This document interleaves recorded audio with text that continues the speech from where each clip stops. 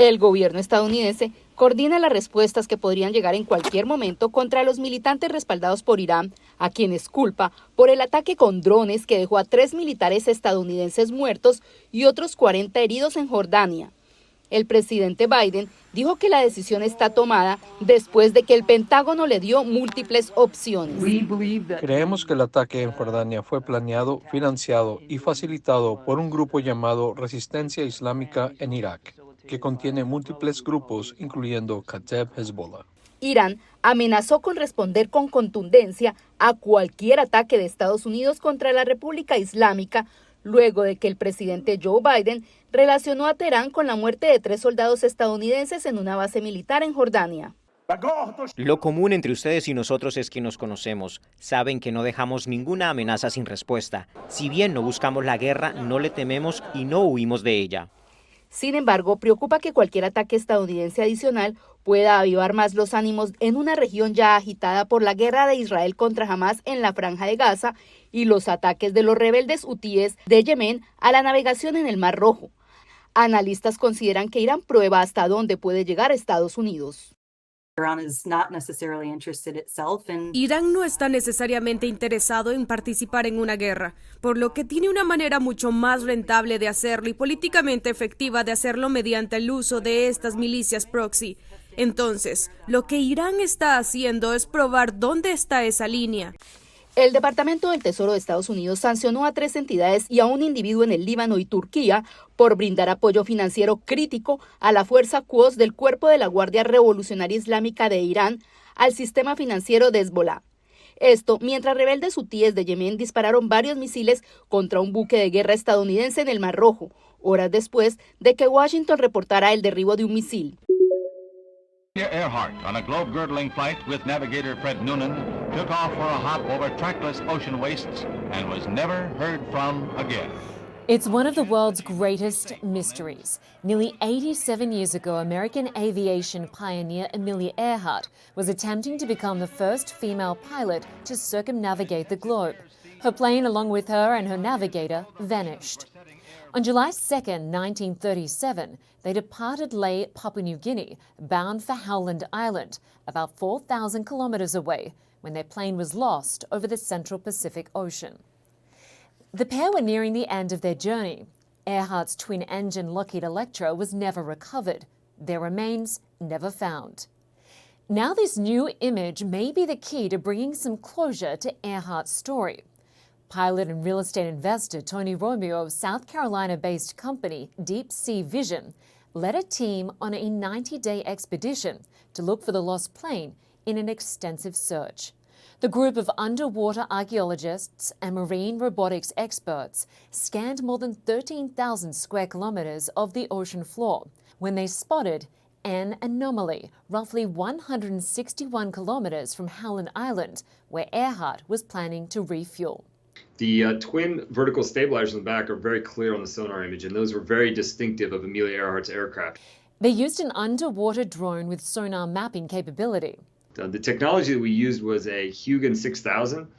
There's only a handful of them in the world, and the 6,000 means 6,000 meters, so it can go all the way down to full ocean depth with the 6,000 meters to the bottom of the ocean, and then basically flies like a drone back and forth, scanning the seafloor for anything interesting. Romeo and his team plan to return to the area soon to confirm that the object is in fact Earhart's plane, while also looking into the possibility of bringing it to the surface. We need to go and take a look and put a camera basically on the target. We need different equipment, probably an ROV, to go down there with some arms and some pinchers that can take a look at the target, take a look at how it's sitting in the soil, in the mud, on the sand, on the sandy bottom of the seafloor. The fate of the legendary aviator has inspired many explorers to undertake similar pursuits without success. Now this group hopes to finally put to rest the mystery that has captivated generations. What happened to Amelia Earhart and her plane? El béisbol acapara la atención en Miami. En tan solo horas arranca la Serie del Caribe, el torneo anual en que los equipos campeones de 7 naciones se disputarán la supremacía regional en una cartelera que incluye 3 partidos diarios. Hay un sold out en varios de los juegos, entre ellos República Dominicana y Puerto Rico, por ejemplo, y el de Dominicana contra Venezuela, que es el primer día, el próximo jueves. Se dice que está bastante lleno, entonces creo que va a ser una fiesta del béisbol y es justamente eso lo que buscan los Marlins con el hecho de traer la Serie del Caribe acá a Miami. Los organizadores del evento quieren repetir la convocatoria lograda en 2023 con la celebración del Clásico Mundial de Béisbol en el estadio Loan Depot Park. Entre 25 y 33 mil personas, algunos partidos, quizás más. Pero bueno, los de la mañana obviamente van a depender de cuál sea el equipo, si son fines de semana o no, pero estamos esperando alrededor de 6.000, 7.000 personas en las mañanas. Los detalles de la logística están en completo desarrollo para la celebración de esta fiesta deportiva en Miami. De hecho, será reforzada la presencia policial durante la Serie del Caribe. El objetivo de las autoridades es garantizar un ambiente de celebración. Vamos a tener varios oficiales alrededor del evento y adentro, y también vamos a tener oficiales encubiertos, eso se pueden sentir muy seguros. Cronistas deportivos valoran el esfuerzo de volver a traer este torneo a la Ciudad del Sol. La última vez ocurrió en la década de los 90. Un experimento que fracasó, no existían las condiciones que existen ahora, no existía la demografía de Miami, que eso es muy importante. En aquel momento la mayoría de la gente que vivía aquí eran cubanos. Serán 25 partidos que se celebrarán hasta el 9 de febrero. Participarán los equipos campeones de México, Venezuela, República Dominicana, Puerto Rico, Panamá, Curazao y Nicaragua. El gran ausente será Cuba, que había participado en ediciones anteriores. Es el reporte. Soy José Perralete de La Voz de América, en Miami para Telearuba. Ante una sala del Comité Judicial del Senado repleta, los directores ejecutivos de las principales plataformas de redes sociales enfrentaron preguntas difíciles sobre la explotación infantil en línea.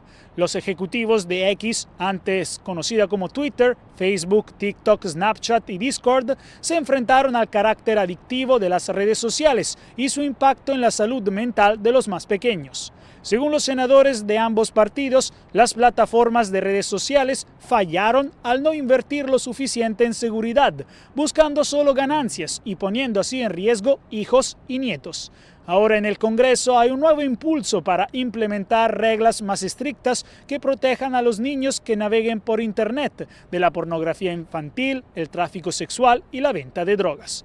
Impactante fue el momento cuando Mark Zuckerberg, máximo responsable de Meta, pidió públicamente disculpas a las familias que perdieron niños debido a la adicción en las redes sociales y aseguró que será más en el futuro para limitar los contenidos ilegales. Igual prometieron los otros presidentes. Aún así, los senadores dicen que no se debe dejar que las empresas de tecnología se controlen a sí mismas y presionaron a los directores ejecutivos para que apoyen una nueva propuesta sobre seguridad en línea para niños, un proyecto de ley del Congreso que requeriría que se bloquee el material dañino en las cuentas de los niños. Desde Washington, Jacopo Luzzi, Voz de América para Telearuba.